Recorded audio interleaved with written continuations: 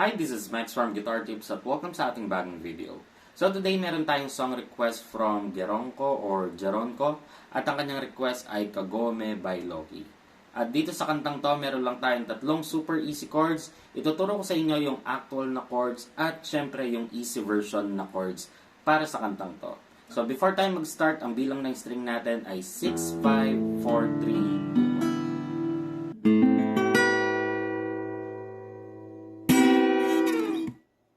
So, yung unang chords natin para sa kantang to ay G minor 7.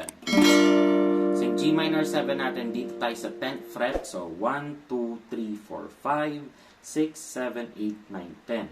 Tapos, itong hintuturo natin, dito siya sa 5th string hanggang 1st string. Tapos, ito ay sa 4th, and then ito ay sa 2nd string.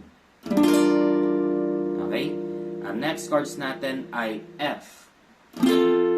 So, yung F naman natin, ito ay sa 5th string hanggang 1st string, tapos ito ay sa 4th hanggang 2nd string. Okay? At ang last chords natin ay D sharp major 7. So, yung D sharp major 7 naman natin, ito ay sa 5th string hanggang 1st string, tapos ito ay sa 4th, tapos ito ay sa 3rd and 2nd string naman to. So, kung napansin nyo, yung strumming pattern sa kantang to ay tig isang strum lang pababa, tapos lilipat na ng chords. Diba? Ganyan lang siya.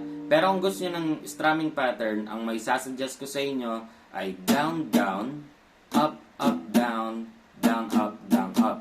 Pero dun sa unang dalawang chords, hatiin natin yung strumming pattern natin sa dalawa. So, sa G minor 7 ay down, down, tapos sa F, up, up, down, down, up, down, up. Tapos sa D minor or D sharp major 7 ay kukumpletuhin natin yung strumming pattern.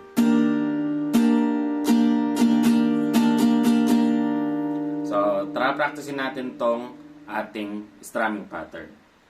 1, 2, 3, go!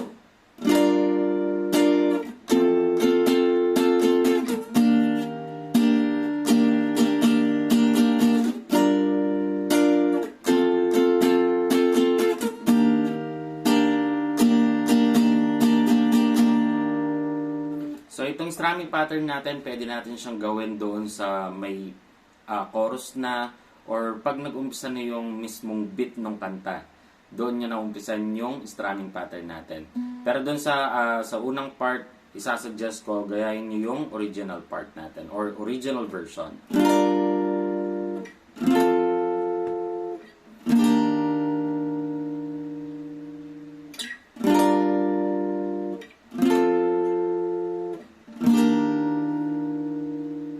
So, syempre, dito naman tayo sa easy version natin.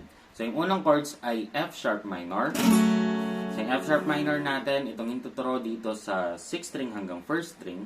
Tapos, ito ay sa 5th. And then, ito naman yung sa 4th string. Kung di nyo pa kaya yung bar chords talaga, pwede nyo namang gawin na ganito.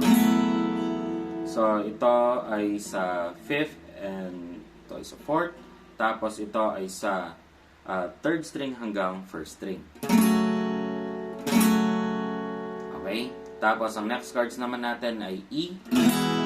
So, yung E natin, ito ay sa 5th, ito ay sa 4th, and then ito ay sa 3rd string. At ang last chords natin ay D.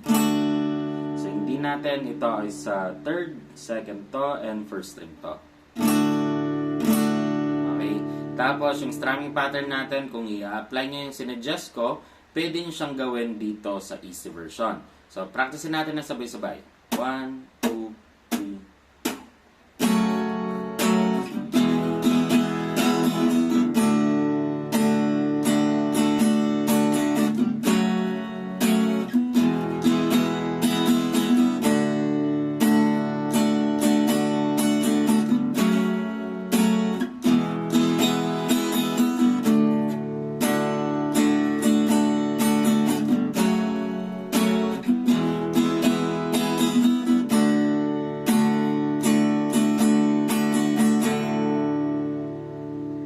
So, kung napansin nyo yung easy version natin, nag-iba na siya ng chords. Siyempre, para mas madali natin tukupin or mas madali natin tugtugin sa gitara. O diba, 3 chords lang at nakabuugad kayo ng kanta. So ngayon, pwede nyo nang i-jamming to kasama yung mga tropa mo at mga kaibigan mo. At kung gusto mo yung mga ganitong kadadaling guitar tutorial, mag-subscribe ka na at hit mo na yung notification bell para lagi kang updated sa ating mga paparating pang videos. At kung meron kang gustong kanta na tugtugin sa gitara, i-comment mo lang dyan sa baba at gagawan agad natin yan ng video. So hanggang dito na lang tong video ito. Maraming salamat sa panonood. At muli ako si Max from Guitar Tips and peace out.